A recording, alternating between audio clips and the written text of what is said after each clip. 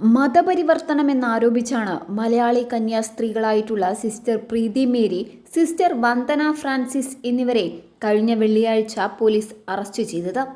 ആഗ്രയിലെ ഫാത്തിമ ആശുപത്രിയിൽ ജോലി ചെയ്യുന്നവരാണ് ഈ കന്യാസ്ത്രീകൾ. ഇവർ തങ്ങളുടെ സഹായത്തിനായി 3 പെൺകുട്ടികളെ ആഗ്രയ്ക്ക് കൊണ്ടുപോവുകയാണ്. പെൺകുട്ടികളാണ് ആദ്യം സ്റ്റേഷനിലെത്തിയത്. അവർ കന്യാസ്ത്രീകളെ കാത്തു നിൽക്കവെയാണ് ടി എത്തിയത്. ടി എത്തി ടിക്കറ്റ് ചോദിച്ചുവെങ്കിലും പെൺകുട്ടികളുടെ കൈവശം പ്ലാറ്റ്ഫോം ടിക്കറ്റ് ഇല്ലായിരുന്നു. തുടർന്ന് കാര്യങ്ങൾ തിരക്കിയപ്പോഴാണ് തങ്ങളെ കൂട്ടാൻ കന്യാസ്ത്രീകൾ എത്തുന്നുണ്ട് എന്ന് പെൺകുട്ടികൾ പറഞ്ഞത്. എന്നാൽ ഇത് ടി വിശ്വാസത്തിലെടുത്തില്ല. തുടർന്ന് അയാൾ ചിലരെ വിവരമറിയിക്കുകയായിരുന്നു എന്നാണ് പ്രാദേശിക മാധ്യമങ്ങൾ പറയുന്നത്. അപ്പോഴേക്കും സ്റ്റേഷനിലേക്ക് ഒരു സംഘം ബജ്റംഗ് ദൾ പ്രവർത്തകർ എത്തി. പിന്നെ അങ്ങോട്ട് ഭീഷണിയും ആൾക്കൂട്ട വിചാരണയുമായിരുന്നു.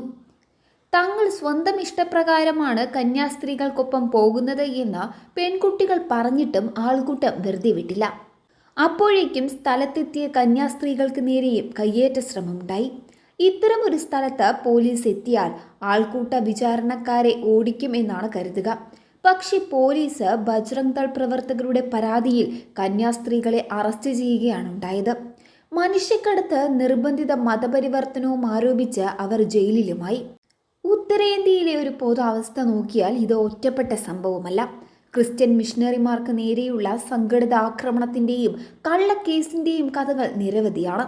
ആദിവാസി ദളിത് മേഖലയിലെ പാവങ്ങൾക്ക് വേണ്ടി സാമൂഹിക സേവനം നടത്തുന്ന ഇവരെ നിരന്തരമായി സംഘപരിവാർ ആക്രമിച്ചു വരികയാണ്. പശുഹത്യ ആക്രമണങ്ങൾ പോലെ കൃത്യമായ ഒരു രാഷ്ട്രീയ സ്വഭാവമുള്ള ആക്രമണങ്ങളാണിത്. ഒരു സംസ്ഥാനത്ത് BJP അധികാരത്തിലെത്തുന്നതും സംസ്ഥാനത്ത് ക്രിസ്ത്യാനികൾക്കെതിരായ ആക്രമണങ്ങളുടെ വർധനവും തമ്മിൽ നേരിട്ടുള്ള ബന്ധമുണ്ട് എന്നാണ് പെർസിക്യൂഷൻ റിവ്യൂ എന്ന സംഘടന റിപ്പോർട്ട് ചെയ്യുന്നത്. 2028 BJPയും സഖ്യകക്ഷികളും നിയന്ത്രിക്കുന്ന സംസ്ഥാന സർക്കാരുകൾ ക്രിസ്ത്യാനികൾക്കെതിരായ ആക്രമണം നടത്തുന്നവരെ പിന്തുണച്ചതായി ദേശീയ ന്യൂനപക്ഷ കമ്മീഷൻ റിപ്പോർട്ട് ചെയ്തിട്ടുണ്ട്. പള്ളികൾ, ആശ്രമങ്ങൾ, മറ്റ് ക്രിസ്ത്യൻ സ്ഥാപനങ്ങൾ എന്നിവ കൊള്ളയടിക്കൽ, ബൈബിളിൻ്റെ പകർപ്പുകൾ കത്തിക്കൽ, പുരോഹിതന്മാരെയും മിഷണറിമാരെയും കൊലപ്പെടുത്തൽ, കന്യാസ്ത്രീകളെ ലൈംഗികമായി ആക്രമിക്കൽ എന്നിവ ഇവയിൽപ്പെടുന്നു.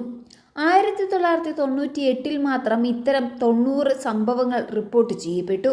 ഇന്ത്യൻ പാർലമെന്റിൽ വെച്ച കണക്ക് പ്രകാരം 1998 ജനുവരി മുതൽ 1999 ഫെബ്രുവരി വരെ രാജ്യത്തുടനീളം ക്രിസ്ത്യാനികൾക്കെതിരെ ആകെ 116 ആക്രമണങ്ങൾ നടന്നു. ഇത് പിന്നീട് കൂടിക്കൂടി വന്നു. 2014 ഏപ്രിൽ മെയ് മാസങ്ങളിലെ പൊതു തെരഞ്ഞെടുപ്പിന് ശേഷം നരേന്ദ്രമോദിയുടെ നേതൃത്വത്തിൽ പുതിയ BJP സർക്കാർ അധികാരത്തിൽ വന്നതിന് ശേഷം ക്രിസ്ത്യാനികൾക്കെതിരായിട്ടുള്ള അക്രമങ്ങളുടെ സ്വഭാവങ്ങളുടെ എണ്ണത്തിൽ വർധനമുണ്ടായതായി ഉത്തർപ്രദേശിൽ നിന്നാണ് ഏറ്റവും കൂടുതൽ കേസുകൾ റിപ്പോർട്ട് ചെയ്യപ്പെട്ടത്. ഇവാഞ്ചലിക്കൽ ഫെലോഷിപ്പ് ഓഫ് ഇന്ത്യ പ്രകാരം ഇന്ത്യയിൽ ക്രിസ്ത്യാനികൾക്കെതിരെ നടന്ന പീഡന സംഭവങ്ങൾ 2015 177 ഉയർന്നു. 2016 അത് 300 ഓൾ ഇന്ത്യ ക്രിസ്ത്യൻ കൗൺസിലിൻ്റെ കണക്കനുസരിച്ച് 2016 ഇന്ത്യയിൽ ഓരോ 40 മണിക്കൂറിലും ക്രിസ്ത്യാനികൾക്കെതിരെ ആക്രമണം നടക്കുന്നുണ്ട്.